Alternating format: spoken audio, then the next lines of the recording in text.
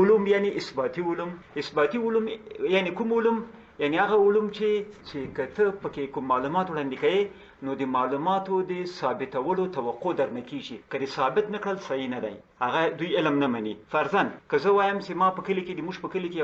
هغه د یو دمګری دی، که چا په غاښ درد وي ور دي سي هغه غاښ پرې ورشکي او دی وایي ته څه ثبوت لري؟ زه خپله ورغلم د ما غاښ یې شکو. دوی دې په دې نه پرېږدي، دوی یو بل څوک هم ورولي، یو بل هم ورولي، یو بل هم ورولي. تاسو به لیدلي دمګر دوی وایي چاره وکړي خو د بل بیا نه کوي. دی وایي نه دا د اصل دغه څوک چې دم ته وړاندې شوی د ده په روحي حالاتو کې خبره وه، که د په دم کې کمال وای نو ټول ښه کول که نه. دا یو قسم هغه ده د تجربې هغه د هغه اصول دي. دوی له ډېرو دقیقو تجربو لاندې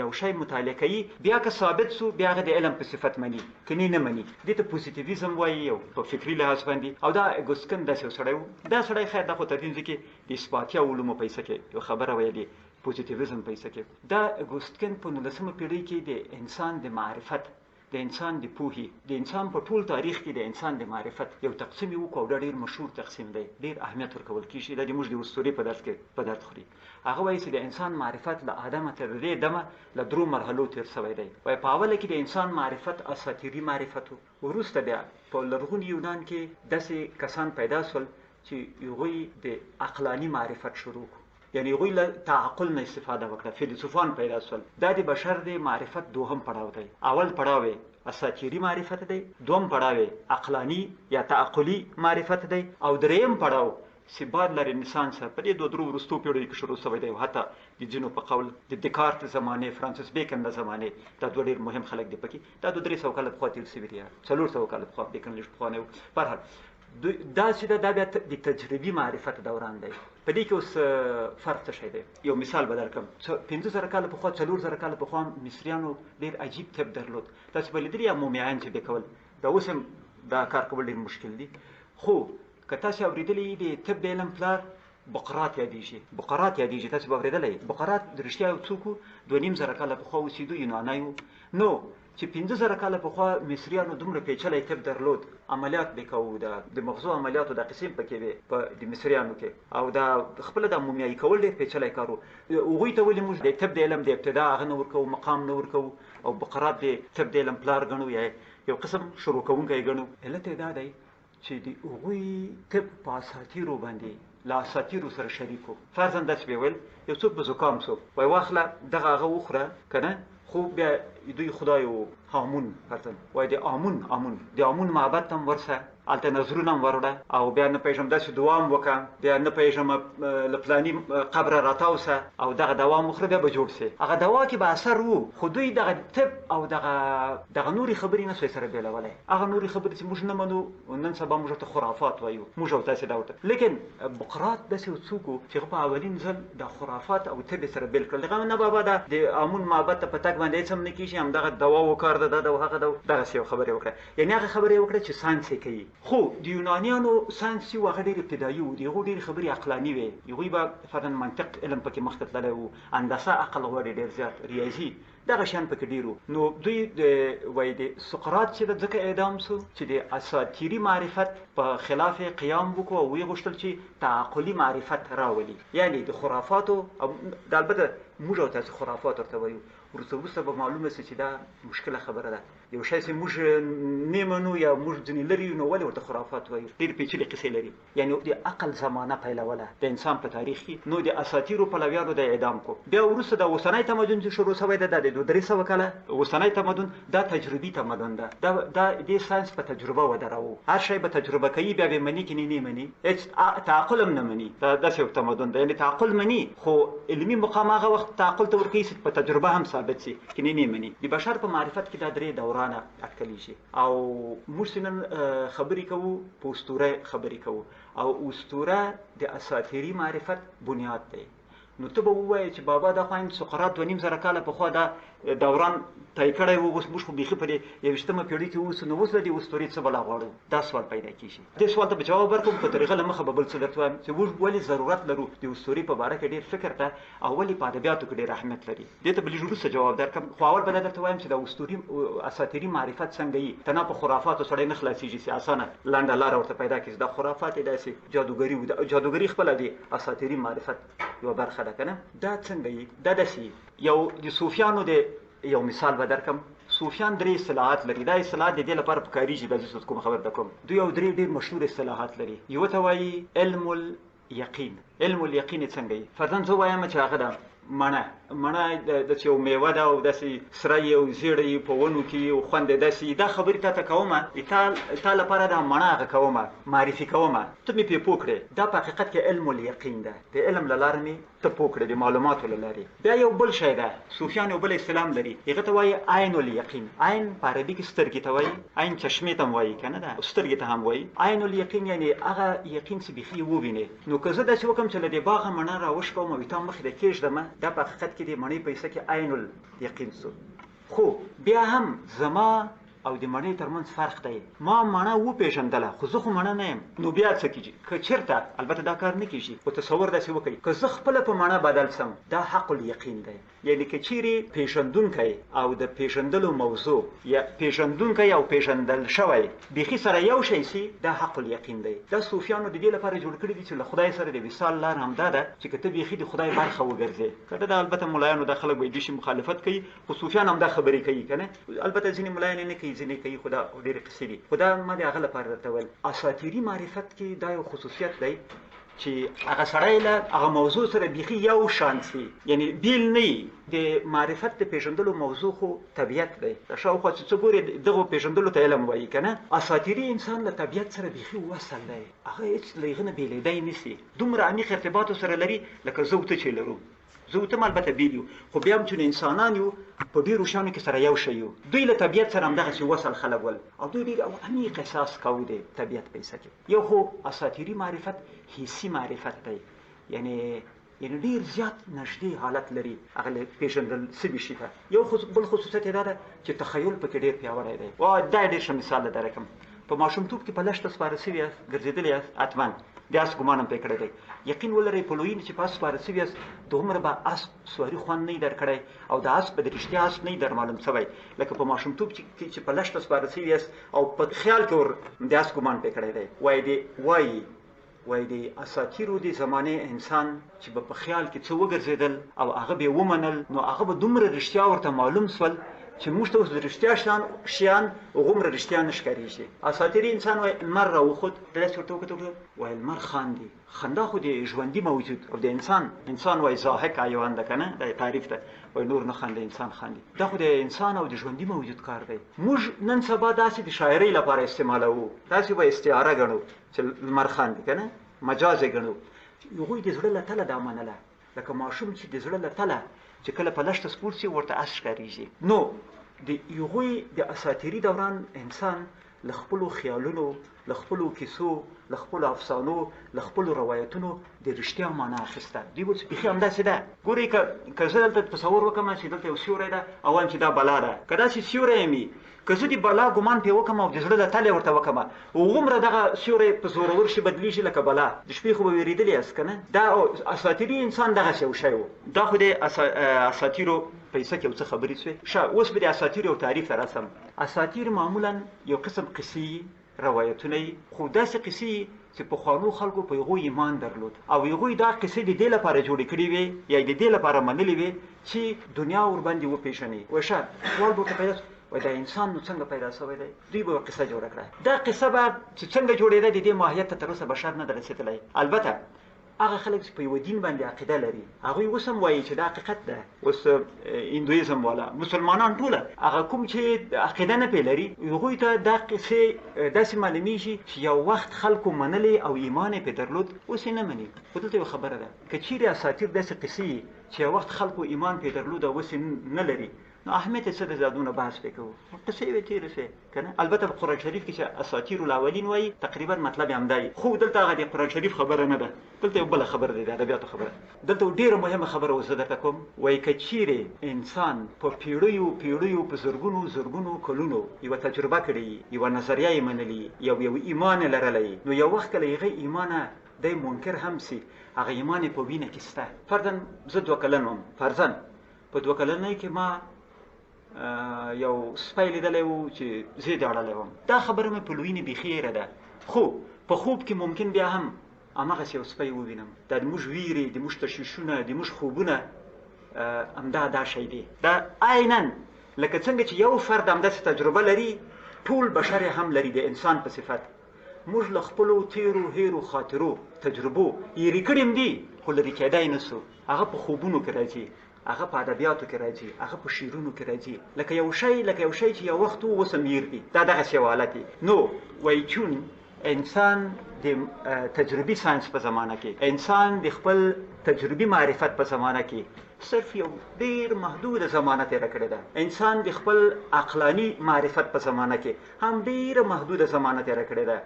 لیکن انسان د خپل اساطیري معرفت سره بیخي ډیره زمانه تیره کړې ده او له بلې خوا عقلاني معرفت او تجربي معرفت د ایمان برخه نه ده په یو شي باندې هغه دی وایي او چا ویلي دي چې H2O اوبو ته وایي په کیمیا وایي دی بابا زه څه کوم که نه معلومات لري لیکن ایمان نه پرې لرو دا باور لرو چې دغسې دا به رښتیا وي لیکن نور کوم تعهد نه ورته لرو کوم احترام نشته کوم ویره هم په زړه کې نه ایجادېږي لیکن که ته ایمان ولرې په یو شي باندې تا په زړه کې یوه ویره لاره کوي یو احترام لاره کوي ایمان زور خو تاسې لیدلی دی که نه ایمان ډېر زورور ده په انسان باندې نو انسانانو په زرګونو کلونو له ایمان سره ژوند کړی دی او ایمانداره پاتې شوی دی البته دا ایمان به یا به حق او یا به ناحق هغه د موږ د بحث موضوع نه ده اوس موږ او تاسې حاضر نه یو چې د هندوانو ایمان ومنو خو لیکن د هندوانو لپاره یو ایمان ده لکه په تا چې د خپله کلمه اثر لري په ده باندې هم هماغه لري یعنې موږ له یو بل ځایه بحث کوو که نه دا دینی بحث نه ده نو انسانانو چون په زرګونو کلونو بلکې له ادمه تر دې دمه بلکې د خپل تاریخ یو ماقبل تاریخ ډیره لویه برخه په اساطیري معرفت په زمانه کې تیره کړې ده نو اوس که دی له دغو اساطیرو منکر هم یې اوس که نوي تمدن دی ترې لرې کړی هم یې خو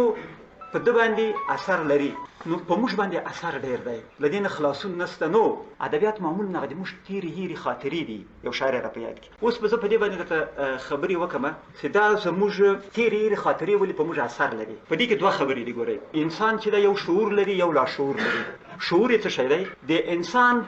د ذهن هغه برخه چې دی ورنه خبر دی هغه د شعور دی دا د ما د شعور برخه ده چې ستار سعادت یو شاعر دی لیکن په یو کلنۍ کې که ما څوک لیدلي او یو تجربه مې کړې هغه خو مې هېره ده هغه د ما په ذهن کې شته خو د ما هېره ده زموږ د ذهن هغه محتویات دا زده کوئ دا ډېر په درد خوري زموږ د ذهن هغه موضوعات زموږ د ذهن هغه محتویات چې زموږ هیر دي اوس هغه زموږ لاشعور دی او زموږ د ذهن هغه محتویات چې زموږ په یاد دي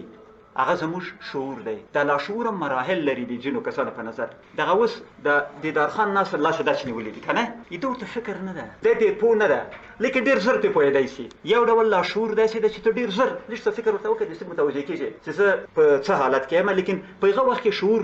کې دا شی نشته ځینې بیا لږ څه پیچلي حالت دي دا ګوره کله وایي ته یو خبره مې په زړه ګرځي خو رایادېږي نه ډېر به تاسې دا خبره کړې ولا په زړه مې ګرځي خو دا هم لاشعور ده خو چې لږ څه ځان په تکلیف کې ممکن در په یاد شي بیا خو یو ډول لاشعوري محتویات هغه یي چې تقریبا هېڅ نه رایادېږي متاسفانه کله په خوبونو کې راځي اوس به زه خبره ته وکړم د انسان خوبونه څه شی دي په حقیقت کې د انسان خوبونه تر ډېره حده د انسان د ذهن هغه لاشعوري تجربې دي محتویات دي موضوعات دي چې په خوبونو کې راځي په خوبونو کې وینو موږ هغه شی دی نو که تاسې خوبونه لیدلي اکثر وخت بېمانا غوندي یعنې منطق خو نه وي پکې په خوب کې زه الوزم په ښار باندې دا د موږ په ورځني ژوند کې کومه معنا نه ورته پیدا کولی شي ته داسې عجیبه غوندې خبرې دي دلته اوس څه خبره ده وایي کله چې لاشعور خبرې کوي هغه د شعور په ژبه خبرې نه کوي هغه خپله ژبه لري د لاشعور ژبه د سمبولونو ژبه ده ګوره دا هغه د اساطیرو د سمبول هغه دا ده سمبول څه شي ته وایي هر هغه شی چې ممکن څو معناوې ولري په یوه حالت کې په یوه وار هغه سمبول دی فرضاً که زه ووایم دلته ساعت ده د دې معنا هم دغه ساعت ده هم د دې معنا وخت ده او که دا چې زر تېرې شي هم یې معنا دا ده چې وخت زر تېرې شي هم چې دا د ما شاته ده زه نه وینم نو زه له خپل وخته نه خبر یم که دا ټولې معناوې ځینې واخلې دا په حقیقت کې د خپل وخت د تېرېدو له قصې نه خبره یم که نه دا په حقیقت کې سمبول شو که نه که زه ووایم شپه ده که زه شاعر یم ووایم وایم چې شپه ده او له شپې نه مې مطلب د علم تیاره د امنیت نشتوالی د عدالت نشتوالی د زلفو تیاره هم پکې سمبولونه کې کله کله ته متضاد خبرې سره یوځای کېږي دا سمبولیکه معنا ده د لاشعور ژبه چې ده هغه په سمبولیکه ژبه خبرې کوي خوبونه چې دي خوبونه به تاسو لیدلي ته به یو څوک په خوب ووینې په عین حال کې به هغه یو بل څوک هم وي هغه سړی به په کابل کې خو په عین حال کې به فکر کوي چې په کندوز کې هم دی هغه سړی خوبونه تاسو په یاد دي که نه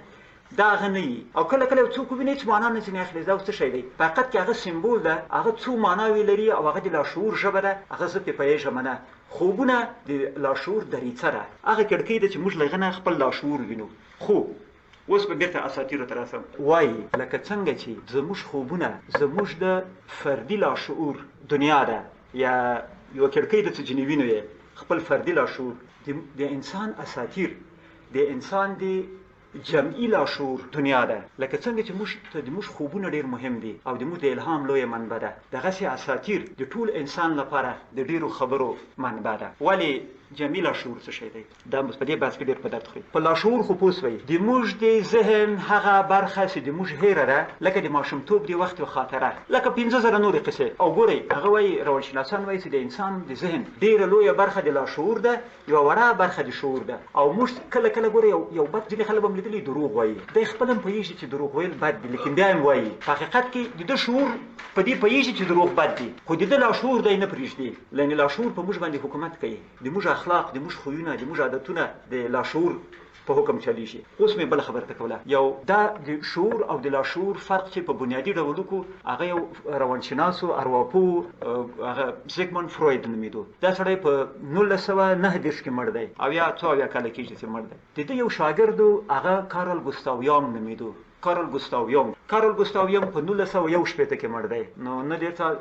پوره هغه سو 50 کاله پخوا مړ دی دې سړي چې ده فروید د لاشعور کشف وکړو چې د انسان د ذهن ډېره لویه برخه لاشعور دی او په دې څه کې ډېرې مهمې خبرې وکړې چې د دنیا په تاریخ کې په علم په تاریخ کې ډېر لوی اهمیت لري د ګوستاو یونګ یو بل کشف وکړو هغه ویل چې انسان نه یوازې فردي لاشعور لري زه نه یوازې هغه لاشعور لرم چې د ما له پیدایش ته یا د مور له ګېډې شروع کېږي د ما په برخه کې بلکې وایي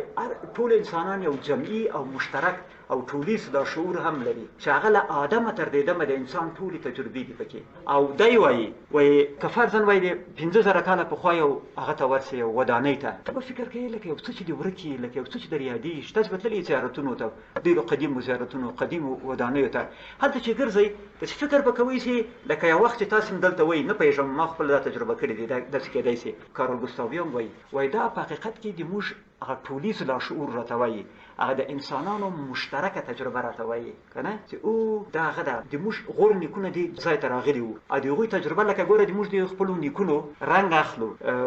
کړه وړه یې اخلو خویونه یې هم اخلو او یونګ وایي چې موږ یې حافظه هم اخلو خو هغه حافظه چې اخلو هغه لاشعوري حافظه ده دا د موږ کې شته دی دا وایي نو چون انسانانو د خپل ژوند ډېره لویه برخه په اساطیري ایمان او معرفت کې تېره کړې ده په اساطیري ډول یې ژوند کړی دی نو اساطیر که موږ له خپل ذهنه سړلي هم دي د موږ په جمعي لاشعور کې د موږ په ټولیز لاشعور کې شته زه یو مثال درکړم یو شاعر ډېر لوی شاعر تېر شوی په هغه کې په اروپا کې ډېر لوی سړی دی همیشه مې په یاد مقاله مې ورته لیکلې وه یو وخت اوس مې داسې کېږي دی وایي دا سړي ویل دا په 14مه پېړۍ کې تېر شوی ده په میلادي دی وایي دی د روم ده د ایټالیا ده وایي همیشه په خوب کې مې لیدل چې یو سړی ده داسې چنګ پوزه لري داسې څه ورته وایو عقابي غوندې پوزه ده داسې که نه داسې پوزه لري او همیشه په خوب کې راځي او ما وژني توری په لاس کې دی به بیا د شپې له خوبه پرې راویښ شو په دې خوب باندې دغه ویره همیشه ورسره وه دا اروپایان خو چې دي دا ډېر بلا خلک د خپل تاریخونه ډېر لیکلي دي که نه دا یو مورخ راولاړ شو د دې شاعر په کیسه کې تحقیق وکړو چې دی ولې داسې خوب ویني بیا یې ولیدل چې د ده له ژوند نه 1,500 کاله پخوا د ده یو نیکه و د ده یو نیکه و په پخواني روم کې اوسېدو او امپراتور د هغې زمانې چې چنګ پزه یې وه هماغسې رنګې و هغه په توره باندې داسې مخامخ وژلی و او د ده غور نیکه یې وژلی و یعنې په حقیقت کې هغه ویره ده ته هم را رسېدلې وه زه به د جمعي لاشعور یو حیواني مثال درکړم تاسې باید لیدلي چې حیوان که هر څومره زړور وي له اوره ویرېږي د شپې چې بل کوي اورېدلې به مې یا د تعالی چراغ له رڼا ویډي شي په دې څه کې ویل شوي دي چې وایي د دې اصلي وجه دا ده چې په لسګونو زره کاله پخوا دنیا یو ځل ډېره توده سوه دنیا ټول ځنګلونه وو ځنګلونو اور واخیستو دا ځنګل باندې به اور بل سو فرضاً حیوانات به ډېر کې مړه سول یو څه بې پاتې سول هغه به نورو ځنګلونو ته لاړل دا اورونه بیا په زرګونو کلونو بل وو بیا به دوی له دې اوره وتښتېدل بل ځنګل ته بیا به بل اور کې بیا اور بل سو په دې شکل سره په هغه زرګونو کلونو کې د دوی په جمعي لاشعور کې یو عجیبه ویره له اوره پیدا سوه اوس هغه اور نشته خو دوی ویریږي یو بل مثال یې درکړم د جمعي لاشعور د حیواناتو سپي خو م ساتلي دي د سپو ته وګورئ کله چې ډوډۍ خوري یا هډوکی خوري سترګې داسې نه لکه د انسان غوندې اوړي راوړي داسې دې خوا ته ګوري لکه داسې یو حالت کې لکه یو څوک چې حمله پرې کوي او دی ځان ساتي لیدلی به مې دوی وایي دا عالمان وایي د دا چا چې په دې ساحه کې تحقیقات کړي دي هغه وایي چې سپی خو اصلا لیوه ده یعنې د لیوه ذات ده بیا وروسته انسان اهلي کړی دی بیا بدل شوی ده کېدې دا همغه شی نو هغه بل تربورې تر اوسه وحشي پاتې ده او دی اهلي شوی ده له انسان سره وایي هغه د ځنګل د وخت خاطره د ده په لاشعور کې شته په ځنګل کې څوک مفته شی نشي خوړی په ځنګل کې چې دی ښکار کوي هر لحظه امکان لري چې د ده په ښکار باندې نور حمله وکړي نو دی باید داسې وګوري هرې خوا ته باید وګوري سپی باوجود دې چې په زرګونو کلونو کېږي چې د انسان په کور کې اوسي انسان یې د په ډوډۍ باندې حمله نه کوي لیکن هغه خاطره ورسره شته ټولیز لاشعور هم تصور کړو څنګه شی دی نو وایي انسانان هم ټولیز لاشعور لري دا لاشعور چې ده چون انسانانو په زرګونو کلونو له خپل پخواني معرفت له اساطیري معرفت سره ژوند کړی دی اوس هم لکه په خوب کې چې په یو شي پسې ګرځي په ادبیاتو کې هم په هغه پسې ګرځي یونګ وایي دا کارل ګوساویان چې ما یاد کړو دا یو ډېره عجیبه خبره کوي سړي زړه ته لویږي دی وایي لوی شاعر لوی لیکوال البته هنري لیکوال مطلب ده محقق مطلب نه دی لوی ناول لیکونکی داسې وایي دا هغه خلک دي یا لوی هنرمندان ټوله وایي دوی هغه کسان دي چې د ټولیز لاشعور د چینې په غاړه ناست دي او له هغه ځمکې مرغلرې راباسي لاندې او هغه کوم چې لوی شاعران لوی هنرمندان او لوی انځورګران لوی ناول لیکونکي نه دي هغه له دې لاشعور له چینې نه لږ لرې اوسي چون د ټولیز لاشعور په ټولیز لاشعور کې د انسانانو مشترکه تجربه ده زما تجربه هم ده ستا هم ده ستا هم ده ستا هم ده ستا هم ده نو کله که یو شاعر خبره وکړي هغه په موږ ټولو ښه لګېږي که واقعي شاعري دروغ شاعر نه کنه اوس که زه شاعري وکړم دا دروغ شاعري ده دا ګورې زه ځکه نه کوم کنه چې دروغ شاعري خوند نه کوي که زه واقعي شاعر یم که زه خبره وکړم د ما خبره په داسې فکر کوي چې ولا دا خبره خو د ما په زړه کې داسې اکثر وخت هم دا نه دي ویلي دا خبره خو زما په زړه کې هم ګرځېده دوی وایي دا کارل ګوستاویون وایي چې دی اصیل شاعر دی دی د ټولیز لاشعور نه د استفادې کولو چلې زده امکان لري دغه توان لري هر څه چې ورته وایست نو دی له هغه څخه خبرې راوباسي چون د موږ په تیرو پیړیو کې د موږ په نیکونو کې هم هماغه تجربه تکرار شوې ده او موږ ته په غریزي ډول را رسېدلې ده هغه داسې ورته دې ته غریزي پوهه هم ویلی شي نو د موږ په لاشعور کې دا ټوله ده په ټولیز لاشعور کې نو فکر کوو چې دا خبره خو زما هم وه لکه په خوبونه چې د فردي لاشعور پیداوار دي اکثر وخت خوب وینئ په خوب کې درته یادېږي چې دغسې شی خو تا پخوا هم لیدلی و یاد به مې په خوب کې دا درته تېرېږي خوب وینئ دغسې شی خو لکه چې یو وخت ما پخوا هم لیدلی و هغه تجربه مې رهي نو وایي لوی شاعران هغه دي چې جمعي لاشعور له چینې په غاړه ناست دي او مرغلرې راایستلی شي هغه څوک چې له دې لاشعور له چینې نه لږ لرې ناست دي هغه هېڅ نشي هغه فردي خبرې کولی شي هغه داسې خبرې نشي کولی چې ټول انسانان فکر وکړي چې دوی د زړونو اواز دی نو اوس به بیا اساطیرو ته راسم وایي خوب لیدل د یوه فرد اسطوره ده او اسطورې چې دي د ټول بشریت مشترک خوبونه دي په دې کې به یو بل مثال هم درکړم بیا به اساطیرو ته لاړ شم دا اساطیرو سره تعلق لري دا ابن عربي به ما اورېدلی یو ډېر لوی صوفي تېر شوی دی په 9مه هجري پیړۍ کې ډېر لوی د وحدت الوجود دغه دا فلسفه او دا قصه ده جوړه کړې ده دا موږ او تاسې وایي منصور وحدت انا الحق ویل دا هغه د وحدت الوجودي صوفي نه و پخوا نه ول ګورئ دې ته پام وي دا زموږ له مشهورو غلطیو کې ودا ده که نه دا وحدت الوجود تصوف چې ده په فکري لاس باندې وروسته جوړ شوی ده په دې 200 کاله پخوا جوړ شوی ده دا ابن عربي یو ډېر لوی مفکر عرب تېر شوی و سوریه او دې خواو کې اوسېدو ابن عربي په خپل کتاب کې لیکلي دی یو پاکستانی لیکوال هغه ماته دا قصه وکړله هغه ډېر له دې صوفیانو سره جوړ و هغه بله وایي دا عجیبه خبره ده دا وایي ولي و څنګه ولي و وایي ته دې قصې ته وګوره دا او دا د دروغو سړی نه و وایي دی وایي چې زه هغه تللی وم کعبې شریفې ته تر دې کعبې شریفې را تاوېدمه داسې احساس مې وکړو چې د شاته مې څوک دی داسې مې وکتل چې آدم علیه السلام و ما ته د لیکوال ویل دی پاکستاني وای دا خو د دروغو سړی نه دی دا ابن عربي او دا خبره چې کوي دا د صرف ولایت ده او د ماته ولایت دی ایران پاتې هم چې آدم علیه السلام خو مړ ده بیا د څنګه ولیدو ده بیا البته وروسته چې ما دغه د اساطیر مطالعه کړل دغه لاشعور د جمیل لاشعور مطالعه ما یې ولاره ورته پیدا کړه خپله او اوس یې منم د خپله لاره. اصلا ابن عربي یا هر لوی صوفي یا لوی ولی یا لوی شاعر یا لوی هنرمند دا په حقیقت کې یا حتی لوی نابغه اریو دا جمعي لاشعور ته لاره لري. د انسان په جمعي لاشعور کې له آدمه تر دې دمه د انسان ټوله تجربه شامله ده. یعنی د چې په هغه وخت کې تېرېدو له د کعبې نه راتاوېدو په حقیقت کې د لاشعور چینې پرانیستې وې د ټولیز لاشعور او په هغه وخت کې د آدم هم لیدلی دی. د فیثاغورس نوم به م اورېدلی ډېر لوی سړی تېر سوی دی که نه د ساینسدان هم په یونانیان هغې یوه خبره کړې ده او د ټولو خلک ورته حیران دي هغه هم زه دغسې تعبیروم زه یې نه تعبیروم د بل چا تعبیر مې لوستی و په دې باندې هغه وایي فیثاغورس وایي چې ما ته خپل اووه ځلې پخوانی ژوند را په یادېږي. خلک وایي د په تناسخ عقیده لرله یعنی تناسخ والا وایي چې انسانان یو مړه شي بیا بېرته راژوندي کېږي بیا په یو بل شکل بیا ژوند کوي. فیثاغورس داسې ویلي دي په حقیقت کې موږ په ساینسي لحاظ یا ساینس ورته وایي روانشناسي هر څه ورته وایي له دې لحاظ موږ داسې تعبیرولی سو چې د فیثاغورس د جمعي لاشعور د چینې په غاړه ناست و هغه په حقیقت کې د خپلو نیکونو هغه او د خپلو تیرو اجدادو تجربې ور په یادولی سوی. نو بېرته اوس اخر ته راځم بیا اساطیرو ته. اساطیر چې دي په انسان باندې داسې اثر لري وایي کله چې تاسې اساطیر یادوئ لکه خپل تیر ژوند چې در په یادوئ دا په شعر باندې ډېر اثر لري. تاسې ته لکه یو تیر خوب چې در په یادېږي چې شعر وظیفه خو دا ده یا د ادبیاتو وظیفه خو دا ده چې ته داسې شی ولیکې چې په نورو اثر پرې باسي. وایي د اثر پرې ایستلو ډېره لویه ذریعه چې ده هغه اساطیر دي دا خبره کېږي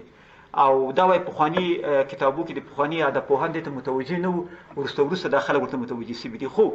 پخوا به متوجه وو یا به نه وو. لیکن اوس موږ څه کوو اوس موږ د افغانستان په کتابونو کې داسې لیکو چې څوک وایي پلاني هغه یاد کړی ده ترابان دې یاد کړی ده دا اساطیر دي که نه لیدلي به مې مقالو کې که نه دا د اساطیرو ډېر سطحي مفهوم دی. اساطیر چې دي هغه اصلا په شعوري نه یو قسم لاشعوري شیان دي د ځینو لیکوالو په اثارو کې ډېر او بلکې ځینې خلک وایي د هر اصیل شاعر او هر لوی لیکوال په اثارو کې خامخا اساطیر خو اساطیر شکلونه لري کله کله ته په ظاهر یې نه وینې باطن یې نه وینې زه یې باطن در وښیم. تاسې په داسې زمانه کې اوسئ چې مار نه یاست چلي هم څوک نه دي لیدلی چې مار مړ کړي لیکن اوس هم په خوبونو کې مار نه وینئ. اساطیرو والا د اساطیرو د روانشناسان وایي دا چون پخوانی انسان په زرګونو کلونو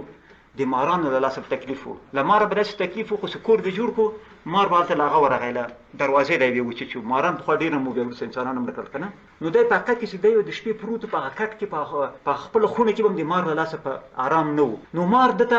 یو خطرناک شی چې تر اوسه پورې دی نه پرېږدي. اوس هم موږ په شعرونو کې له مار یادوو. مار د ډېرو شیانو سمبول دی. اژدها وایو ګورئ د اژدها هېڅ شته نه لیکن انسانانو پخوانو انسانانو په زرګونو کلونو د اژدها حضور منلی و یقین یې و چې اژدها شته او بیا حتی پرستش به کوو د اژدها داسې قومونه هم و. اوس هم موږ له اژدها نه یو قسم هغه لرو یو ویره لرو. ګورئ دا په حقیقت کې اساطیري اثار دي په ادبیاتو کې چې مومن خان اژدها ووژني شیرینو ته د رسېدو لپاره باید اژدها مړ کړي. ګورئ د نور اثرات یې درښیم. د اساطیرو یو کار دی ډېر مهم چې د انسان د ابتدا په حصه کې فکر کوي چې انسان څنګه پیدا شو. هر دین هر عقیده که هغه موږ منو کې نه منو د ابتدا په حصه کې یو تصور لري او د ابتدا په حصه کې په ټولو تصورونو کې یو مشترک شی دی په ټولو عقایدو کې یو مشترک شی دی چې یو وخت خدای او انسان ځمکه او اسمان سره وصل و. موږ هم حتی په اسلام کې هم دا عقیده لرو انسان یو وخت په جنت کې و که نه او یو وخت داسې و چې خدای له انسان سره خبرې کولې. دا تقریبا په ټولو عقایدو کې د انسان شته. دا شاعران ګورئ که تاسې فکري همیشه یادوي وایي یو تېر وخت و هلته وصال و ټولو شعرونو کې تاسې وګورئ دغه شی به وي. هلته چې ښه فکر وکړئ یا کوم وخت و دوی وایي روانشناسان وایي دا په حقیقت کې اساطیري تجربه ده. یو بل شی در وښیم په ټولو عقایدو کې یو وخت داسې راځي چې انسان ژغورل کېږي. فرضاً موږ په دیني عقیده کې یو وخت مهدي ظهور کوي عیسی علیه السلام ځکه ته راځي دا خبرې خو شته که نه کتابو کې راغلي دي. ګورئ دا کمونیست خو ملحد دي معمولا کمونیستان چې دي خدای او رسول و دین دا شی نه مني لیکن کمونیزم کې تاسو فکر وکړئ یو وخت د تاریخ راځي چې هغه ته د کمونیزم مرحله وایي په هغې کې به ګل و ګلزار هر شی دا بیرته په حقیقت کې په هغه ژغورنه باندې د اساطیر پېژندونکي وایي دوی له اسطورو منکر دي خو د اسطورو نه خلاصېدی نه سي. وایي که ته هر څومره له اسطورو منکر سې اسطوره له یو بلې لارې تا ذهن ته درځي په تا حکومت کوي حتی د اسطورو د نه منلو لپاره به هم د اسطورو له طریقو استفاده کوي دا یو مثال ده که نه او بابا چې کمونیست سړی وایي چې دا څنګه زمانه ده چې هر څه به هغې وایي داسې یو زمانه ده په هغې کې حکومت ته ضرورت نشته اورېدلي به مې که نه دا موږ ډېر اورېدلي دي دا موږ چې عمرونه هم ډېر دي شته که نه دا تاسې ځوانان نه دي اورېدلي دا به یې ویل د کابل که نه وایي داسې یو وخت به راسي چې حکومت ته به ضرورت نه وي په چرت کې به سو بابا دا حکومت چې نه دا انسانان خو داسې دي دا په حقیقت کې همغه زمانه ده چې کاروان صاحب څنګه وایي وخت به راځي ګورې دا تاسې کله چې کاروان صاحب وایي چې وخت به راځي دا په تاسې اثر کوي روانشناسان وایي دا اساطیري اثر ده ټول اساطیر کې دا وایي چې داسې وخت به راځي دغه جمله په تاسې باندې یو اثر کوي د اوبو خبره ده اوبه چې دي په اساطیرو کې د ژوند او د شهوت سمبولونه دي که چیرې اوبه وي لکه ژوند چې او بل له شهوت سره هم تعلق لري په ډېرو قصو کې ګورې تاسو وایي سپوږمیه سر وهه راخیژه چې مسافر په سیند ګډېږي ډوب به شینه دا په حقیقت کې د عشق سیند ده یعنی د عشق په سیند که ډوب سي نو دی به ډوب سي پکې دا اوس یو قسم د هغه وایي د ادم خان په نقل کې هغه یو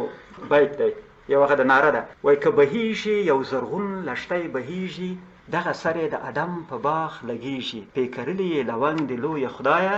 لا چې هم پې زرغونیږي دا څه شی دی هېڅ معنا هېڅوک یې نشي معنا کولی لیکن که ته اساطیري معرفت ته مراجعه وکړې چې اوبه چې دي د وصال د عشق او د شهوت سمبولونه دي نو دا یو قسم هغه عشقي رابطې ته جنسي رابطې ته اشاره ده د دې دو میلو نو ټول ادبیات په ادبیاتو کې ډېر داسې شیان دي چې په علت به نه پوهېږي خو خوند به یې پکې نو دوی وایي چې دا خوند په حقیقت کې له اساطیرو سره تعلق لري او اساطیر چې دي همدغه شی دی چې ما درته وویل متاسفانه دا بحث چې ده که لس برابره نور هم اوږد پای ته نه رسېږي خو همدغومره هم کافي ده او که بیا بل وختو څو میاشتې بعده بیا یو بل تقریر هم په دې باره کې کوو په خدای هم سپارم